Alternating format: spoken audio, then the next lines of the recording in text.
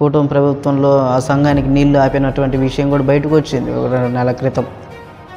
కూటమి ప్రభుత్వం అంటేనే క్రైస్తవులకి వ్యతిరేక పార్టీ. అది మనకు తెలిసిందే. టీడీపీ కానీ, జనసేన కానీ, బీజేపీ కానీ.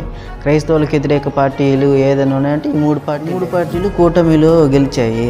ఈ కూటమి కలిసి శాలం రాజు గారి మందిరానికి నీళ్ళు ఆపడం జరిగింది. కొన్ని వేలాది మంది, లక్షలాది మంది వచ్చేటట్టు ఆ మందిరానికి నీళ్ళు ఆపితే చాలా ఇబ్బంది పడతారు అని ఆ నీళ్ళు ఆపేసేశారు. కానీ దేవుడు మహాకార్యాలు జరిగించే దేవుడు, మహాశక్తి గల దేవుడు, మిమ్మల్ని అందరినీ కూడా పుట్టించిన దేవుడు యేసుక్రీస్తు కాబట్టి ఆ యొక్క ఆత్మీయులైనటువంటి బిడ్డలు మనవులు ఆలకించి ఆ సంఘానికి మరలా నీళ్లు తెప్పించారు. మీ వల్ల కాదు యేసుక్రీస్తు వారిని ఆపడం. యేసుక్రీస్తు వారిని దగ్గర పెట్టుకొని కూటమి ప్రభుత్వం కానీ, ఆ యొక్క ఆడ ఉన్నటువంటి బేవర్స్ నాయాలు, యాంకర్ కానీ, లేదంటే ఆ ప్రియా చౌదరి కొవ్వు బట్టి మాట్లాడుతున్నాడు ప్రియా చౌదరి కానీ జాగ్రత్తగా వ్యవహరించాలని ఈ యొక్క లైవ్ కార్యక్రమం ద్వారా మీ అందరికీ కూడా తెలియజేస్తూ